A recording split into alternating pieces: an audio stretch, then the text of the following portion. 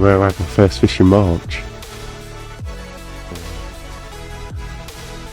Saw a load of fish over on the plateau over there. Just chucked one long beyond it and then whipped it across the top and dropped it in amongst them. It was gone like in 2 minutes. If you're looking all out over here, you can see all the humps and bumps with the bars. Loads of them and little gullies all tucked around. There's like a big gully that runs off the point over there this way and joins into a deeper area. Then you've got big shallow plateaus over there and bars all out in front. You can see them travelling about in the sunlight over the top. Like a little corner along the snag line, and sometimes they move in there. There's a little bit of sun out, especially in the summertime. I haven't seen any in here for a few weeks now, so I don't think there'll be any more about. It's starting to cool down a bit too much. We've got the main set of snags in the corner here, which is fish's home for big periods of time during the year. And there's a lot of weed in here this year.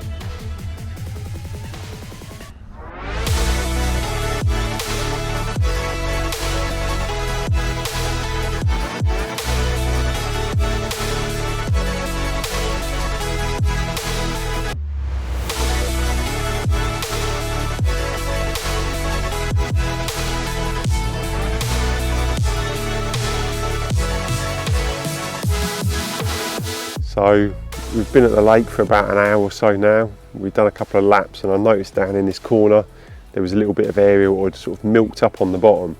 Definitely looked like there'd been some sort of fish dropping down, maybe having a little feed.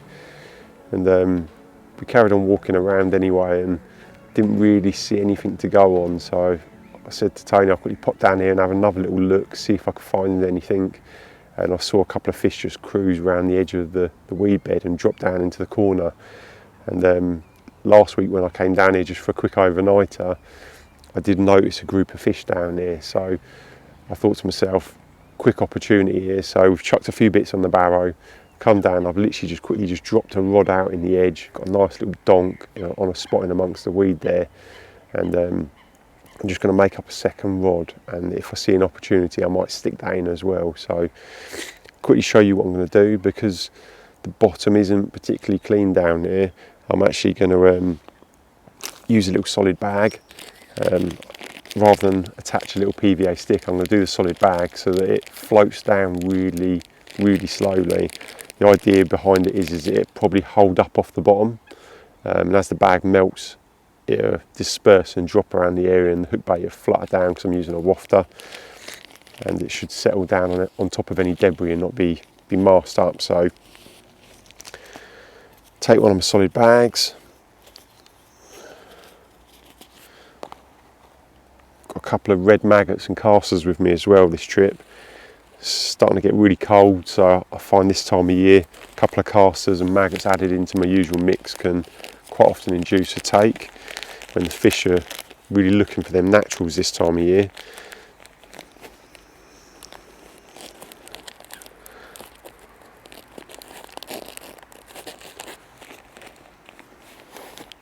Don't need a lot of them though, just enough, so there's probably about 30 or 40 of each. Then I've got some of my Atlantic heat boilie, what I dust in krill powder. As it's defrosting, it sticks to it nicely, so I do that on a lot of the time, especially this time of year when I want a little bit of added extra attraction, so they float up in the water column. Krill powder is inherently light, so it tends to drift up in the column with any of the oils and stuff what I've put on the baits. So put a couple of them in, and also break a couple up, so there's a little bit of crumb and coarsely broken bits within it.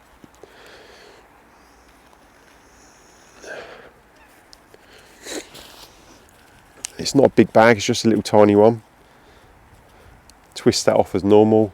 Don't go super tight because there are casters and maggots in there and I don't want to split them. So do that. A little bit of PVA tape.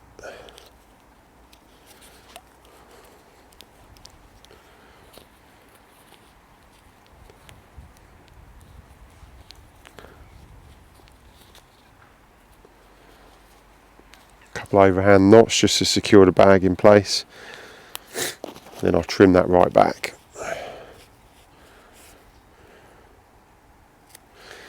It's not like solid bag fishing, so you're not trying to make it look all pretty and neat.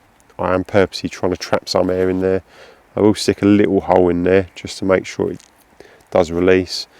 And that'll be the end result, some maggots, some casters and some of my favourite Atlantic heat in there, dusted with the krill. So I'm going to wait for that sun to come back out again, because it has been a particularly warm day today, and when that sun's out I can see the clearer areas and I can just check the coast is clear before I swing a rig in. But on that end I've got a sort of 2.5 3 foot fluorocarbon leader with a couple of bits of putty on there to pin it all down, lead clip, and then I've got about 8-9 inch length of supple braid. That's the corded dark matter stuff, not the coated though. And then I have a small kicker on there, which is a bit of shrink tubing. And then I've got one of my Atlantic heat boilies, which is crusted in sea stim and GLM over quite a long period of time. And I fish that on a ring swivel on the hook. So that's what I'm going to use, and that's a 4 ounce flat pair. I rarely use anything smaller than that unless I'm casting at showing fish. I want to know that when that fish picks it up, it's getting absolutely nailed. And that's only just gently pushed on the tail rubber, so it discharges on the take. So I'm going to add a bit more putty to my main line just to make sure everything's pinned down, and then that's ready to go as soon as the opportunity arises.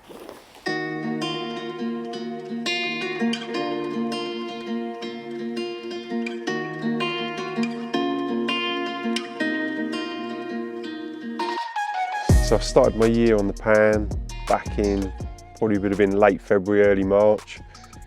News had come in that Mid-Kent Fisheries had lost their syndicate lakes, and there was going to be a new owner, and no one really knew what was happening at the time. So I decided that there and then I needed to try and get over the lakes and try and catch Swirly before potentially time was up. So I dropped my plans for the winter, what I'd already been doing, and headed straight over to the Pan. So when I got here in probably late February, place looked absolutely dead like it does most of the time in winter, and it was probably a good 4 weeks before I even heard or saw a fish. Still doing my 2 nights a week. I had a couple of tench in that time, but no carp at all, and then it got to probably, must have been middle of March, and I heard my first fish, must have been about 11, 12 o'clock at night. I was fishing up the far end of the lake and I heard it out in the middle of the pond, and straight away the enthusiasm up straight away, and I tried to work out where the fish was. And so the next night I fished on the opposite side of the lake in a swim called Snaggy, and I worked out from there where the fish was showing, and a plan was hatched. And the next trip I actually had 2 takes.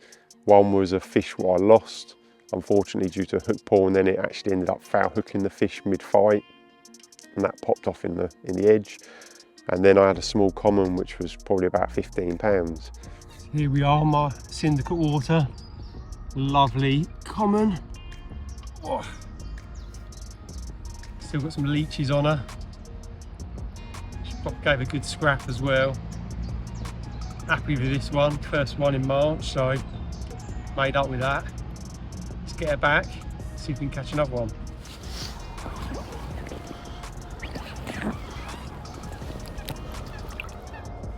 So that was the first part of the season really for me, and that's where it all started to click into place. And then news came in that a local club, KWCA, had taken over the lakes and the future was all secured. So I sort of carried on with my plans for the year and put things in motion, and it got to probably the back end of March, and it was a lovely sunny warm day, and I always head to this end of the lake up into the top bay looking for fish when the sun's out that time of year. And I found some fish drifting around over an area called Coots over a big plateau. So as soon as I see them fish, I knew you could see they were lethargic, but they were still out clearly enjoying the sun, and the odd one was dropping down. So quickly put a rod together, and I cast it a good 30-40 yards past the fish, skated it across the surface and dropped it down to the plateau, probably no more than a rod length away from the fish. And I put the rod on the rest, and it had only been there probably 2 or 3 minutes, and the rod all of a sudden just rips off, and had a good little scrap. The fish was obviously still a little bit lethargic from the winter, and got that fish in, and that was, I think that was a low 20 common. Lovely old fish, and it was a lovely start, or should say end to last season really. That then took me into April time, and the weather just carried on getting warmer and warmer as the spring went on, and I was spending a lot of time stalking, and the reason for that was that it was really popular, the lake this year. There was a lot of new members, everyone was really keen to get on here and spend time trying to fish for the fish, and rightly so, and it made it impossible to try and get into the areas I wanted to fish, and so subsequently I found my opportunities were limited. So I was doing a lot of fishing off the barrel like I am today, wandering around the lake finding fish, putting little scatterings of my Atlantic heat in, and then just coming back and checking them regularly. And on this particular day in April, I'd put some bait down here in the Soggies and High Bank area, and I'd gone around and sat in the point, and I was sitting there looking out across the bay and half expecting to see a fish in the early sort of lunchtime, afternoon time, and it got to about 11 o'clock, and actually I saw a few fish show, and I thought, right, that's it, they're there already. So up sticks, shot round as quickly as I could, and there was big sheets of fizz popping up on the surface. And I couldn't believe my luck, to be honest.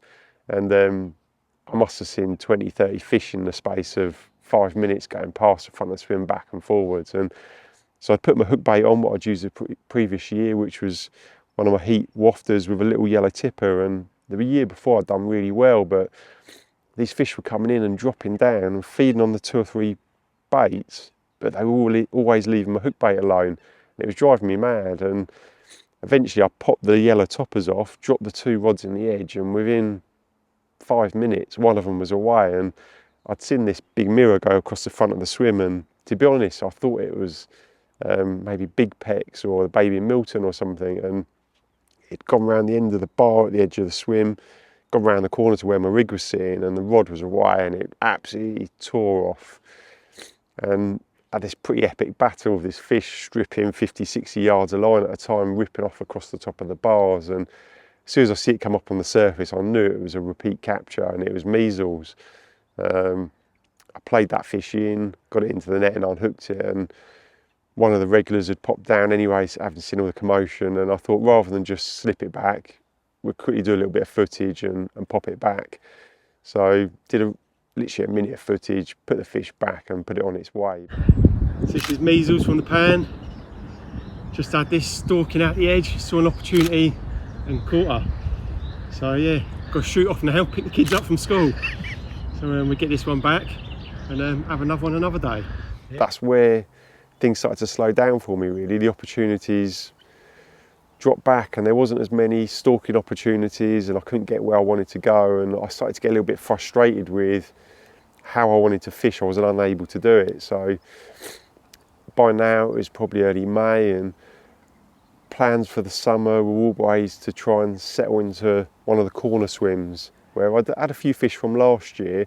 I didn't have a lot of fish in there. I think I probably only had 7 or 8 fish out of this particular swim, but I always thought it was the swim I'd catch Swirly from, and I knew that that end of the lake had good form for Swirly, more sort of September time, but I thought to myself, you know what, I'm going to get in there early, put some bait in there and just try and get something going, because no one was fishing the swim again. So I went down into Brett's, and I'd already put some salt and bait on the spot I'd fished the season before in there, so I knew my areas, and it'd clearly been visited because it had been cleaned off. So I decided that I'd start baiting it and fishing it, and the first trip I didn't catch anything, and then the fish decided to spawn a couple of days later. So when the fish went into spawning mode, we shut down the lake for a couple of weeks, and during that time I decided that after about 4 or 5 days I'd come over and have a little look, see what was going on, and the fish were clearly settled again. They weren't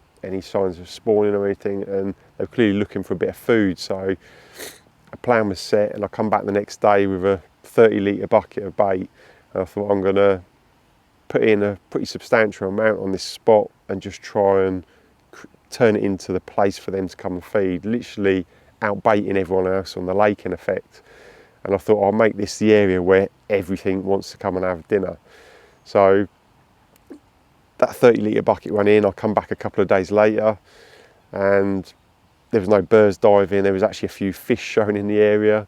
I couldn't even believe it. I was like, blimey, I can't even fish. Like, it's closed for spawning, and I want to get a rod out, but I couldn't. But this time I'd brought actually two 30-litre buckets of bait back with me, and there was probably a good, I don't know, 7-8 kilo of Atlantic heat and a load of particle and edge pellet. So I stuck the whole lot in on the spot, and I come back next day just out of curiosity to see what was going on, and the swim was absolutely alive with fish. So I brought some more bait with me, so I stuck another 30 litres in, and then left. And then it must have been about 36 hours later, I got told that the lake was opening the next morning. So I decided that I'd come down and have a fish, and I come down, it must have been sort of 4 or 5 o'clock in the evening, and I put my usual sort of 20 spoms out, 25 spoms out, and put my rods out. And that night I had a few liners, and I was expecting something to happen given the amount of activity I'd seen, but nothing did. And it got to sort of probably early hours of the morning, just before sunlight, and the rod ripped off, and played that in, and that was a nice common. There it is, the thickness of the wrist on that tail. Blown away by this one. Caught on a Atlantic heat wafter over a big bed of particle and edge pellet, lots of the edge liquid as well, plenty of Atlantic heat boilie in there, crumbed and whole and chopped. Yeah, absolutely buzzing with this. Then I carried on that baiting as much as I could during the week whenever I could get over after work, but I didn't want to be seen doing it, so I'd only ever bait if no one was about. It must have been, I don't know, probably the next trip. I had another bite again at first light, and that was a really nice upper 20, a proper old one. It had like a maroony colour to its flanks. It proper glistened in the early morning light. It was really nice fish, and to be honest, the photos and footage just don't do justice of it. It was a cracking looking fish. So yesterday we arrived and there was plenty of fish showing about. Nothing happened during the day, however got some bait out late afternoon. Been rewarded with this lovely upper 20 common just before first light. So let's have a look at her, get some pictures done.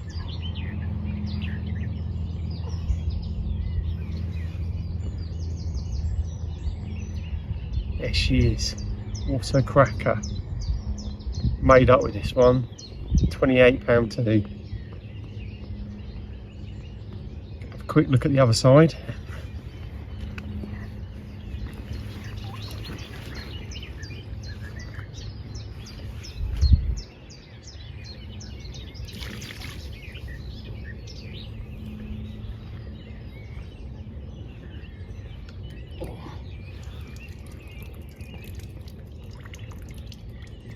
There we go. Caught on some Atlantic heat. One of my little Atlantic heat special wafters. Let's get her back. So that one went back, and I felt like I should have been having more fish, but for whatever reason it wasn't happening. I was seeing fish, but I just wasn't catching them. I was getting liners, and something just didn't feel right. The lake then closed again for spawning. They had a second go, and during that second close period, again I come down and I baited a lot. Like every couple of days I was putting in a bucket of bait, and I suppose probably during that week I must have probably put best part of 100 kilo of bait in that lake. I wanted to make sure something happened as soon as that lake opened. I wanted to be on them fish, and the lake opened up about 2 weeks later, and I got straight in there. I booked 2 days off work, got in there on the Sunday, put the rods out, and I decided this trip I'm going to stick a whole bucket of bait in like I do when I was pre-baiting. So I stuck a whole large ridge monkey bucket full of bait in. Seemed obscene, and I got some funny looks doing it, but I stuck that whole bucket in, and the guys who were on the lake that evening and then left for the night. They were the weekend anglers and they were gone.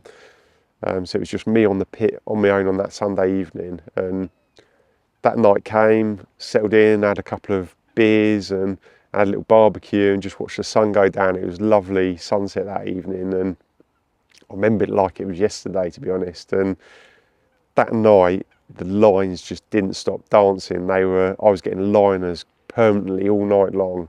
I didn't have a minute of sleep, I don't think. And that next morning, I couldn't believe I hadn't had a bite. I just couldn't work out what had gone on.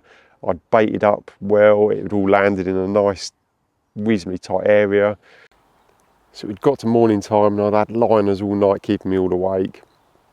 And I think it was about 10 o'clock that morning, one of the rods eventually ramped off. Played that in, it was a proper epic battle, scrapping out in the lake, stripping loads of line off me. And it was one of them sort of fights you'd love, but at the same time, they scare you a little bit because it's just so violent.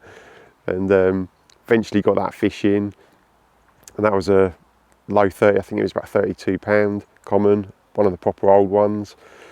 A proper long, angry male fish, but a proper bruiser, and I was made up with just that fish alone, so I was well happy with that. It's just coming up to 9 o'clock in the morning. I had a rip and take, proper good old scrap. Lovely old common as well. £32, so let's have a look at. Proper lively one this. Have a good scrap as well. There we go, that's the other side of her. Absolute banger, made up with this one. Yeah, cracker. Let's get a few pictures of her now and slip her back. I make a point of when I was fishing in that corner swim never to recast my rods when I'd had a fish, so I still had a rod left on the spot and there was still fish showing, and I'd actually had liners on the other rod whilst I was playing that one in. So I knew there was a chance of another one, so I quickly got that rod wrapped up, got a fresh rig and hook bait on there and a little PVA sticks what I use, because I just use a little free bait stringer in some funnel web, and that was sitting there on the side of the boilie ready to go. And pretty much by the time I'd done the photos, put that fish back and got that rod sorted, I literally sat on my bed looking out of the lake, and the remaining rod off the spot was away. So I quickly played that one in. That was again a nice old fish, but it was probably about a low 20. I didn't bother weighing that one, but it was a proper lively one, and so I got a couple of pictures of that. I was trying to hold the thing still and it wouldn't, so I ended up literally cuddling this thing. So I got the footage done of that and popped it back, and then I had the two rods, so I quickly wrapped that rod back up as well. And at this point I decided, you know what, I'm putting 3 rods on the spot, so I quickly whipped the rod in what I had in the edging, whipped that one in, wrapped that one up as well, and then I fired all 3 rods out one after the other. First cast they all went out perfectly, and I couldn't have wished for any more really, so the 3 rods were back on the spot.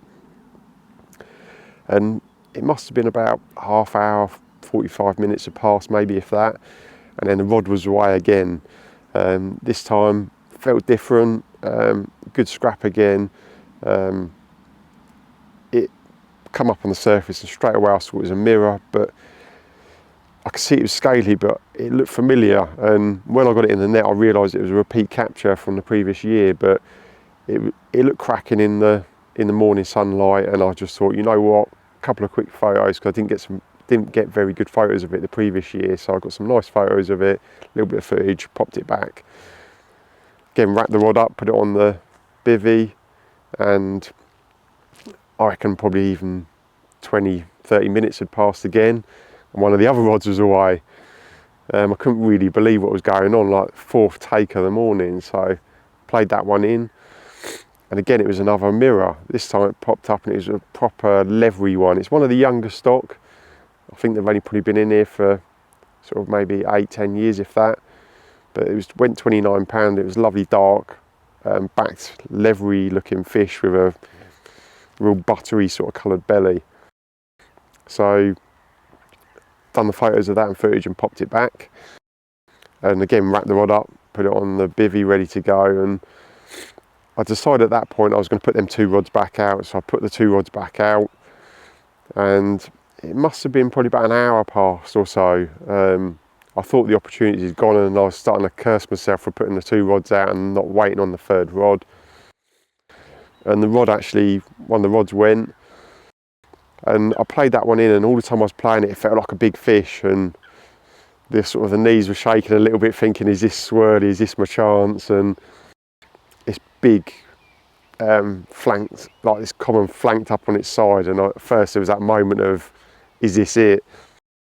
Got it into the net, and I was just like, blimey, is this Swirly? And I pulled back the mesh and I realised it wasn't big enough, but it was still a really good common, and I didn't recognise it, and it was slightly two-toned. So I got everything sorted out, done some footage of that and some photos, and that was £33. Bite number 5 of the trip, and a nice £33 common. Absolute stunner, this one. It's a bit lively, and it's a bit warm, so I'm going to get it back as quickly as I can. Put the rod on the bivvy, and it was now probably early afternoon. I was starting to think about, I needed to probably get myself organised for the night ahead, so I didn't bother recasting that, I just left the 2 rods. And it must have been half hour or so after that one, and another rod was away. I'm thinking, blimey, what's going on? 6 takes in a morning. Played that one in, and that was again another low 30 common. So that ended up being the end of the action for that day. And to be honest, I think I probably could have caught more, but I was shattered at that point. I needed to get myself organised. I needed to get some more supplies. I'd got through so much liquid during the day because it was a bright, hot, sunny day in June. So I decided to reel my rods all in, jumped in the car and shot up to Morrison's, and I thought I'd get myself some food, have a little barbecue and a few beers and celebrate. I was the only person on the pit, and I just wanted to sit back and enjoy the moment. So I got back, got all the rods all sorted for the evening. I put another bucket of bait in, and I was sitting there, probably must have been 7 o'clock in the evening, and I see this big common stick its head out on the spot and just drop down. Right, it was just behind the back of the spot, and straight away I recognised it as Swirly, that big shovelled head. And I was like, "Carl, like, is that rod gonna go in a bit?" And then I was starting to think, that 30-litre bucket of bait I've just stuck out, it's probably blown my chance. But the night again, pretty much as soon as the darkness came, the liner started, and there was a load of tension in the area clearly, and there was also a lot of fry this year, and they were straight on the bait, and they were clearly taking their fair share of the bait, the tension, the fry, and that's to some degree why I'd put so much bait in.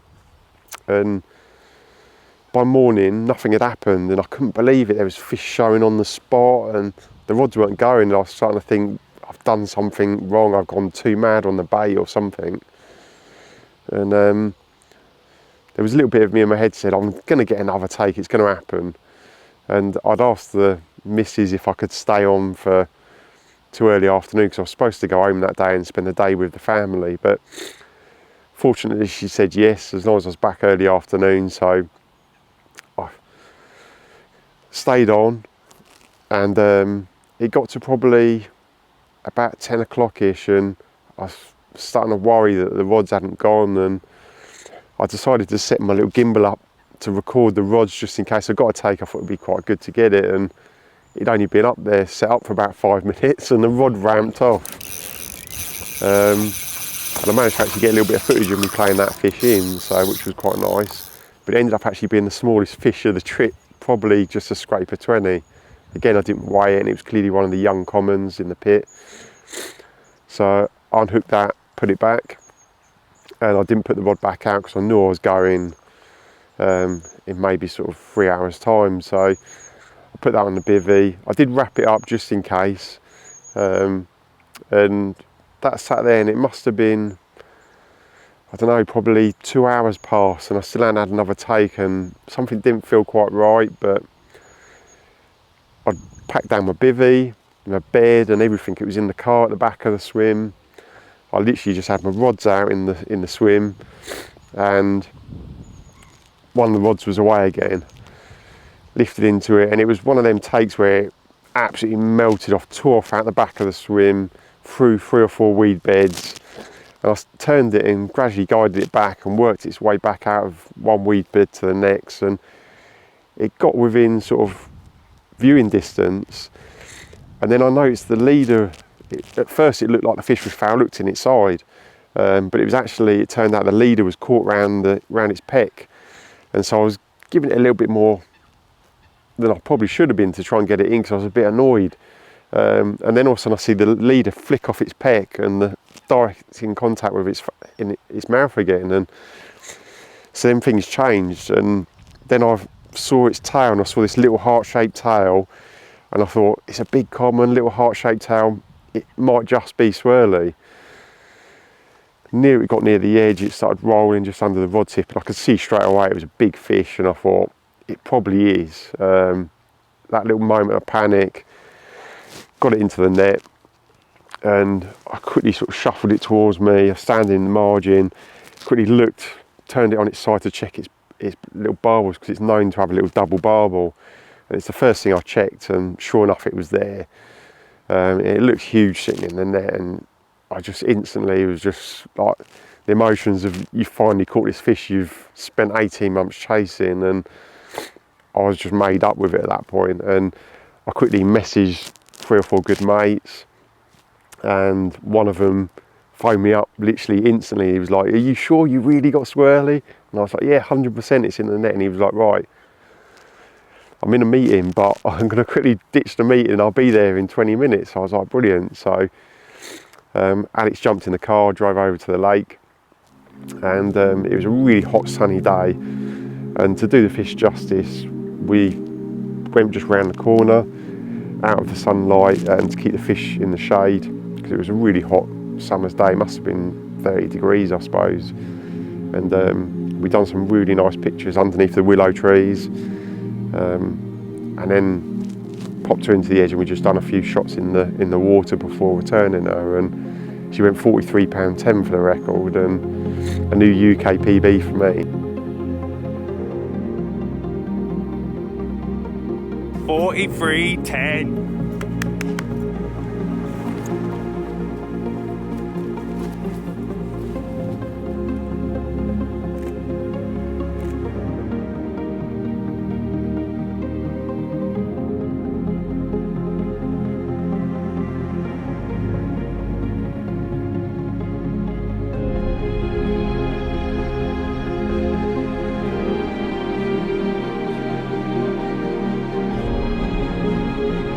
So I was well made up with that, and rightly so. I got 3 or 4 buckets of water chucked over my head by Alex, so all good fun.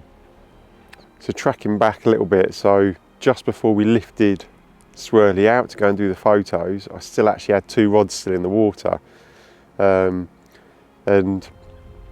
before we took Swirly out, we decided actually we should get them rods out of the way, have no distractions, so we can concentrate on getting the fish footage done and pictures taken. So lifted the first rod up, reeled it in, got the rod bag leaning against the car at this point. I've just packing the rod away.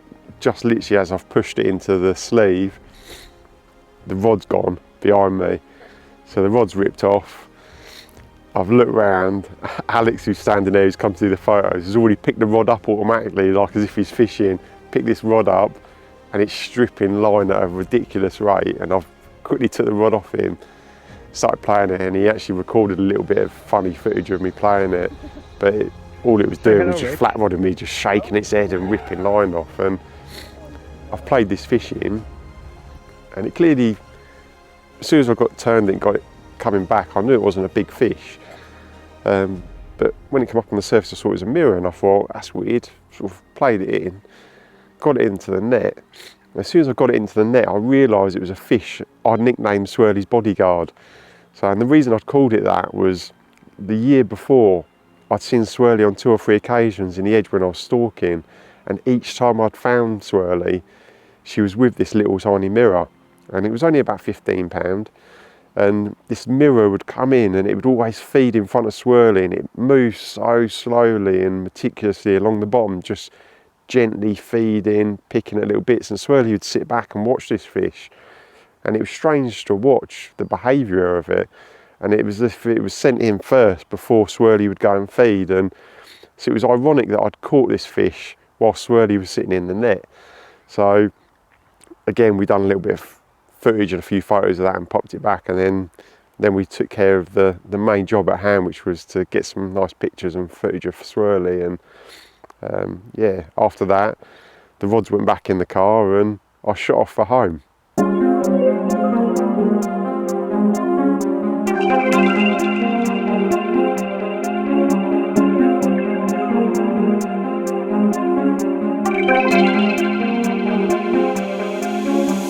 So then after that trip, I came back the following Sunday,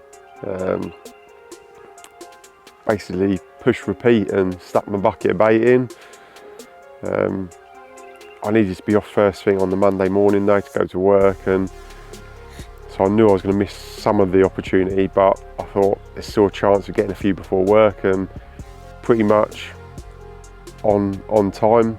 Must have started about 6 o'clock in the morning. First rod was away, and I had a nice common. That was, if I remember rightly, that was 27.4, I think. It was a lovely old male one with a big heart-shaped tail on it. Lovely looking fish with a proper black eye on it as well. Proper black beady eye. Done a little bit of footage of that and popped it back.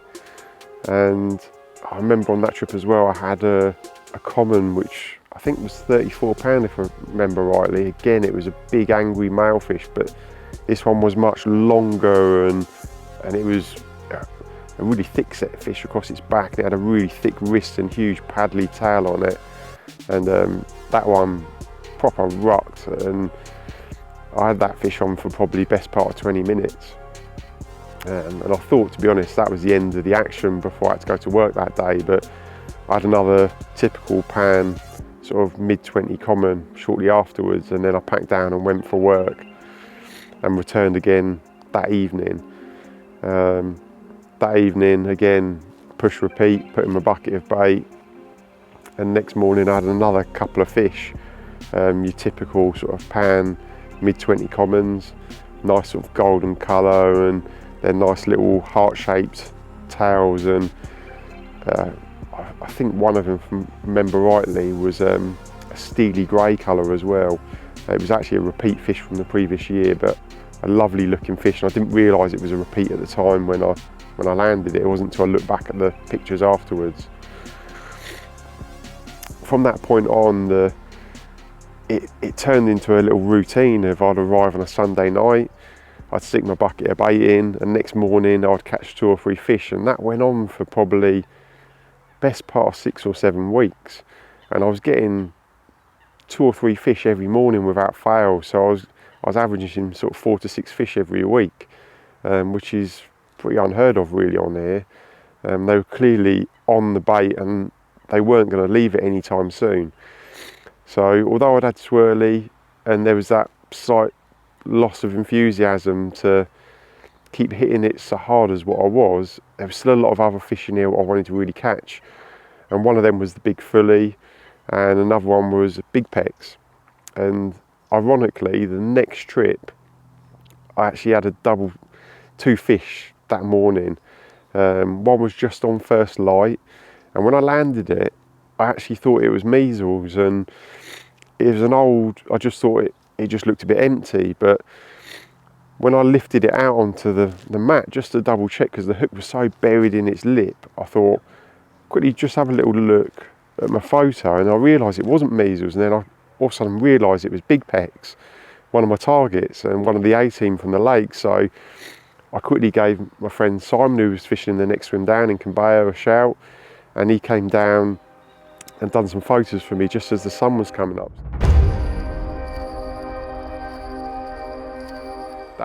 That in itself was a result. I was really made up with that, and Simon had gone back to his swim, and I was just starting to get ready, packing down for work. The car at this point was behind the back of the swim, and I was loading my stuff up and my rods were out. One of the rods was away again, and played it in, and it got sort of halfway in, and then it picked up one of my other lines, and no matter what I did, I couldn't seem to unfree it from this other line. I was trying to pass my rod under and over, trying to free it at this other line, I couldn't. And then it came up on the surface and I saw all the scales down its side and instantly realised it was one of the fullies. And it was that moment of panic, am I going to get this fish in? So I quickly undone the bail arm on the other rod and I managed to tease it back towards me, but it got stuck at a certain point. So I then had to pick up the other rod, keep that rod on my shoulder where I was standing out in the margin, quickly pull all that in 2 or 3 yards, enough to be able to then free the tension up to pull the fish towards me and net it. And it was the big fully. Big fully from the pan, cracking old fish. On the real wanted list, this one. So, a mega morning. I did some big pecks, so right result, proper 2 of the old guard. Let's get it back. Never know, might be time for one more before work. I couldn't believe it. I phoned up Simon and he was just like, you jammy, what's it? Like, he caught another one. So he come down, done some really nice photos for me in the early morning light. Put that back and I shot off to work. And no sooner as I'd actually gone through the gate and got to the end of the track, I got a call from Simon to say he'd actually caught his first pan carp. So I quickly spun around and went back and done him some nice photos and then shot back off to work. I couldn't have wished for that many fish at the beginning of the season, and I'd had a target of 20 fish that year and I'd already passed it, so I was more than happy. I'd had most of my target fish and only had a couple more left I really wanted to catch. I actually went off on holiday at that point with the family and enjoyed some downtime, and it was nice just to relax and kick back and have some family time, to be honest. When I got back off holiday, I had the rest of that week off when I got back off holiday, and I decided I was going to come to the lake and just have a little sort of 36 hours, relax and enjoy myself over at the lake again. So I come over, dropped into my usual area, and something just didn't feel quite right. It felt like the fish had vacated the area, but I still dropped in there and had a social with a friend next door, and we had a little barbecue and a few beers, and that night passed uneventful. Didn't even have any liners, and the next morning I didn't see anything show, and I kind of felt at that point that the swim had blown and it was time to start looking for other opportunities.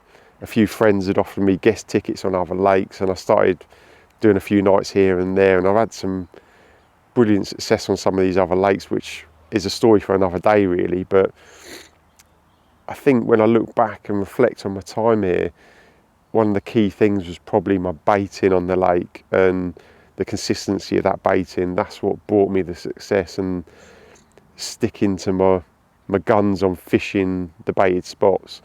It's a very weedy lake, and it's rich with a lot of naturals. This year in particular, there was a really big number of fry in the lake, and I think that changed things to some extent this season. The weed went from being really rich in bloodworm and snails to being literally devoid of life, and the carp clearly wanted some food, but it wasn't there where they looked in their normal natural larder. So they were going to the baited spots, and by baiting consistently and heavily, they were returning to them areas time and time again. And a bait what I've used a lot in the past, and I've used last season when I was on here, was the Atlantic heat, and I've always found it's one of them baits which is perfect for a campaign.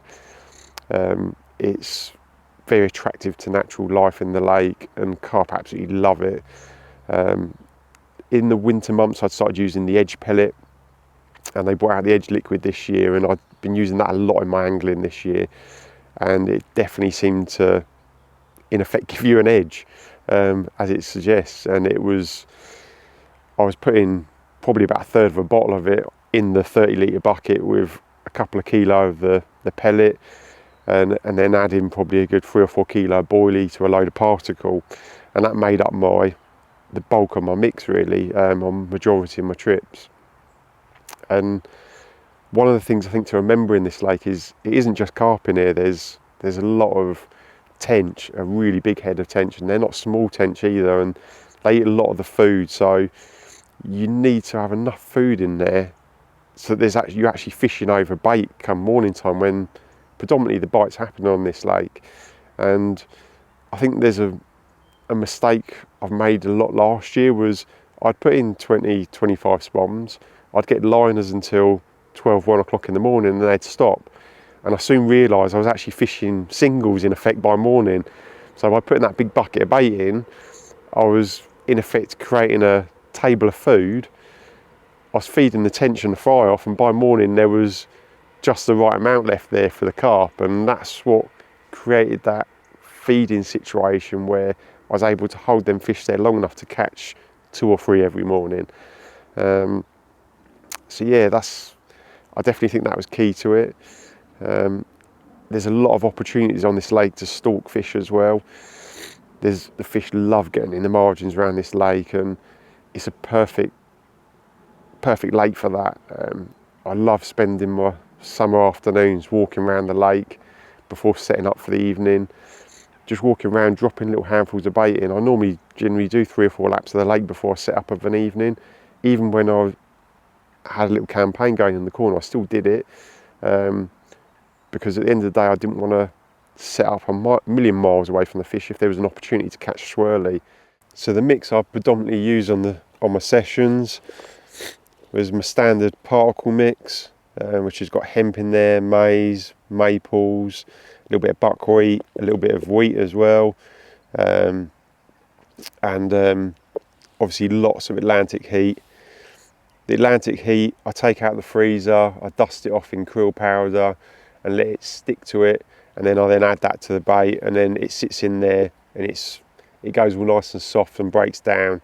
And I tend to put a proportion of the bait in the bucket about 48 hours before I actually use it, so that it ends up really sucking up all that juice from the particle and all the hemp juice, and that all ends up quite mushy to some extent. You can put it in your hand and just mush it, but I also put a load of boilie in the day I actually use it as well, so there's a mixture of soft and harder baits in there. And just before I cast it out, I chuck a load of edge pellet in there and some of the edge liquid, and that sort of glazes it all, and the edge pellet then breaks down, and I can quite often then see if fish are feeding on the spots because it all slicks up. But that's the mix I mainly use. It's something I've got massive faith in now and use all the time over here. I think the fish absolutely love a bit of particle in this lake, but they definitely zoned in on that Atlantic heat boilie. They absolutely love it. I can pretty much go anywhere around the lake with that and cast out singles, and I've caught fish doing it. But if I'm stalking, I actually pick out the Atlantic heat out of here, the soft ones, and I'll throw sort of 15, 20 baits in the margin, and the fish come in straight in, they home in on them and they pick them up. It's like a natural food source to some extent now, because there's been a lot of it going in now. There's probably been a couple 100 kilo going in this lake, and they definitely identify it as a natural food source and they go actively looking for it. So it's done me proud, and it's definitely a bait I will take anywhere and fish anywhere, and have done with great success. Well, I hope you've enjoyed my account of my time on the Pan. I've really enjoyed myself going back over it all and reliving the moments. Don't forget to like this video and subscribe to the channel, because we have weekly uploads to this channel, so there's loads of great content appearing on it all the time. And all I can say is thanks for watching. Take care, see you soon.